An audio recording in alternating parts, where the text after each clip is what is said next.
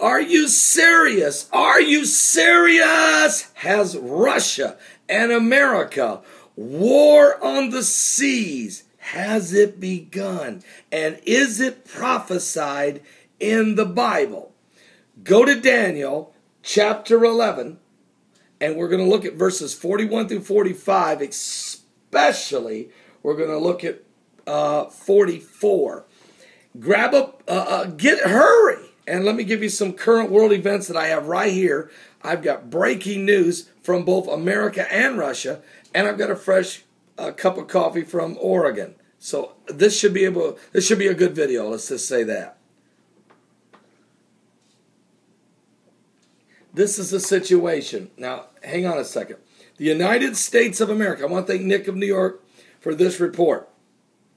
But the United States of America, the nuclear-powered aircraft carrier USS Nimitz and other ships following it are now been moved into striking distance, headed toward the Red Sea to help support a limited U.S. strike on Syria if needed.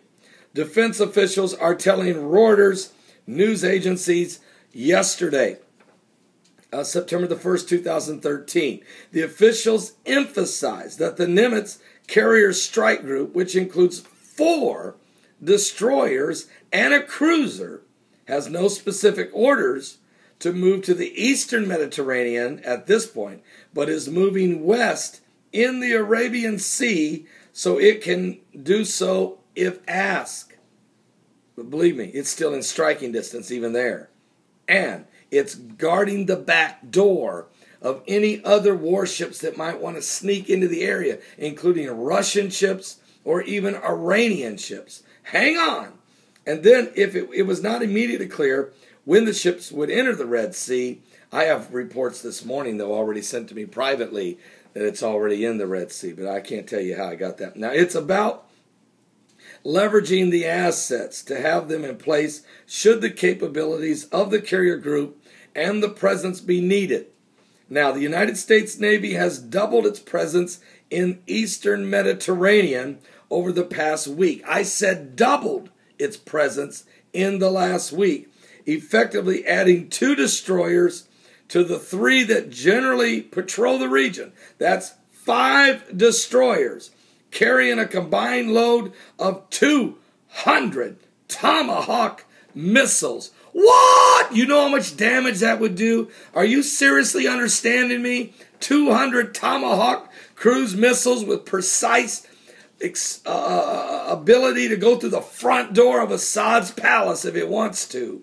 Are you serious? That alone could destroy the government of Assad and all of his air force, his airports, all of his military installations, just that alone. So the Nimitz carrier group had been in the Indian Ocean supporting U.S. operations in Afghanistan, but was due to sail east around Asia to return home to the port to Everett, Washington. But after being relieved in recent days by another aircraft carrier, the USS Harry S. Truman. But instead of going home, these weary sailors are on their way to the Red Sea. Yes, the Red Sea, where Moses crossed with the children of Israel, being pursued by Pharaoh himself. Now, we know that didn't work out too good for Pharaoh either. Now, here's some more breaking news. Russia is sending a spy ship into the Mediterranean. According to Reuters out of Moscow, Russia is sending a reconnaissance ship to the eastern Mediterranean, according to Interfax news agency, reported today, September the 2nd, 2013, as the United States prepares for possible military strike in Syria.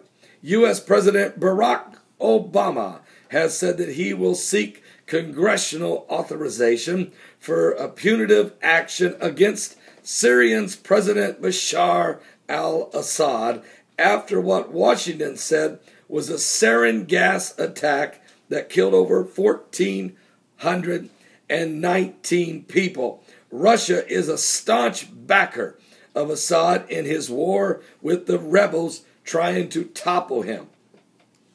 But the reconnaissance ship left Russia's naval base in the Ukraine's Black Sea port and late Sunday night, its mission to gather current information in the area of the escalating conflict, according to the Interfax reports quoted by an unidentified military source. Now, the Defense Ministry declined immediate comment, but Interfax news agency said that the vessel, the SSV-201, would operate separately from the Russian Navy unit already stationed in the Mediterranean. So last week, the ministry said the new warships were being sent to the Mediterranean, but described this as a routine rotation of ships under the permanent deployment, which Moscow says is needed to protect national security interests. Russia reiterated today, September 2nd, 2013, that the United States had not proved its allegations and that the chemical attack may have been staged by Syrian rebels to provoke outside intervention in more than 2-year-old civil war. And that's exactly what this photojournalist Jonathan Alou said in a Fox News interview live after he had been held 81 days in captivity by Muslim Brotherhood freedom fighter rebels. He said, when asked directly on the Sean Hannity show by Tucker Carlson, did he believe that Assad had done this or who? He said, no, I don't believe Assad did this. I believe the Muslim Brotherhood did this. And I believe they did it as a false flag to draw the Americans into the battle. That's exactly what Russia's saying. But that's not what the Americans are saying. That's not what John Kerry is saying.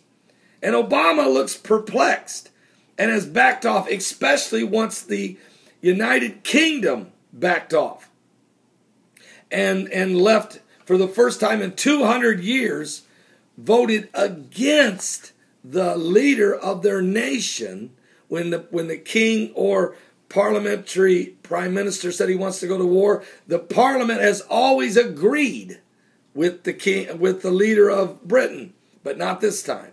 Leaving Obama twisting in the wind, he's decided to give it to the Congress to vote. And John McCain and John Kerry are going to try to ramrod this through the U.S. Congress. They'll get it through the Senate, but they probably won't get it through the House, or it might. It's going to be real close. According to Senator Rand Paul of Kentucky, it's a 50-50 shot whether it gets through. Russia's moving warships into the region and spy ships. America bringing in many warships, 200 Tomahawk missiles. Folks, are we about ready to see a war between America and Russia on the seas? Is Jeremiah 49 said, as it related to Damascus, it said there is going to be sorrow on the seas. It cannot be quiet. And we are definitely seeing that prophecy being fulfilled out of Jeremiah 49, 23 through 27. But let's go to Daniel. Go with me to Daniel right now. Can I have some more coffee? Are you serious? Here's what it says in Daniel chapter 11. He, the Antichrist spirit, maybe even the precursor to the Antichrist himself. And some people even say he is Barack Obama. Well, look, here's what the scripture says. He shall enter also into the glorious land, or the holy lands, and many countries shall be overthrown. Now, we've seen that. And Obama didn't overthrow these other countries, although he supported, with a no-fly zone, the Libya uprising with the Muslim Brotherhood to take out Muammar Gaddafi.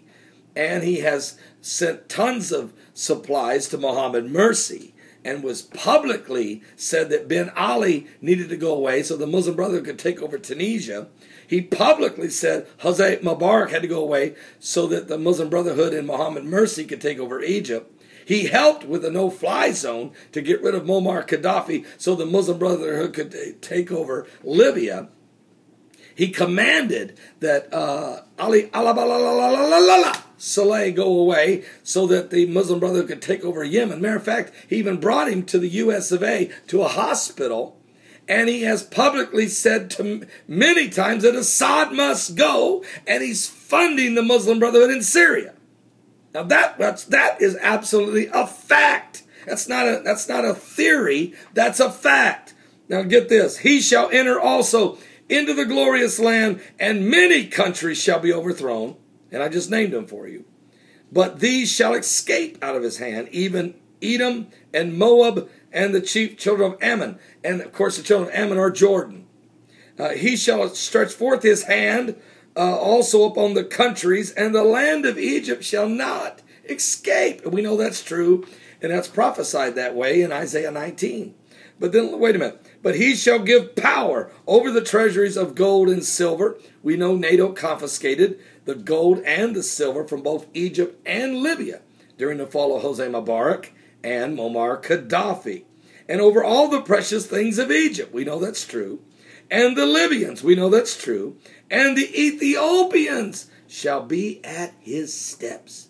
And believe me, they're right at the door. Muslim Brotherhoods are standing on the door of Ethiopia, very upset about this dam that they're building of the Nile River, called the Renaissance Dam, which will turn the waters away, the Nile River, away from Egypt, which was prophesied to happen actually in Isaiah 19 verse 6. And so that's why the Muslim Brotherhood's standing at their steps. They want to get them. They got too many arms in the fire right now. Now hang on. Here's verse 44. But tidings out of the east, that is China, and out of the north, that is Russia, shall trouble him. Trouble who? Obama? Or the precursor to the Antichrist rise, or the beast? I'm not saying Obama's the beast. I'm not saying Obama's the Antichrist, because I really don't believe he is at all, period, no. But he could be a precursor or a forerunner to help accomplish the rise of the New World Order. There's a lot of suspicion of that by many Bible prophecy scholars, theologians, and studiers of eschatology, of end-time theology. But now listen to this. So, tidings from the east and out of the north shall trouble him. Therefore he shall go forth with a great fury. He's being troubled right now. Russia's really a thorn in his side. He may go forth with a great fury. Trust me, 200 Tomahawk missiles would be a great fury. It would complete the complete cycle, taking out Assad in Syria, putting the Muslim Brotherhood in charge, would make the Muslim Brotherhood in charge of all the nations surrounding Israel. So, tidings out of the east and out of the north, out of China and out of Russia, shall trouble him, or slow him down. Therefore he shall go forth with a great fury, to destroy and utterly to make away many. Oh, it would be devastating. And he shall plant the tabernacles of his palace between the seas, that's the Mediterranean and the Red Sea, in the glorious holy mountain, that's Mount Moriah.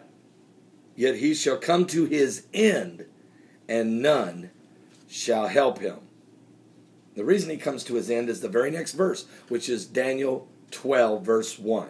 It says, and at that time shall Michael stand up. That's right, the archangel Michael will stand up in heaven. And the great prince which standeth for the children of thy people, and there shall be a time of trouble, such as never was since there was a nation, even to the same time, and at that time thy people shall be delivered, every one that shall be found written in the book. Now notice there, ever since it was a nation. Israel wasn't a nation until 1948. So don't count anything prior to 48. From 1948 till now, 65 years, the time that's coming will be a trouble like never before since 1948. Folks, you're living in Bible prophecy, time frame. You got to understand, you're in the last days. Christ is coming to get the bride. Are you going to go with him or be left behind? Give your life to Jesus Christ. we're running out of time.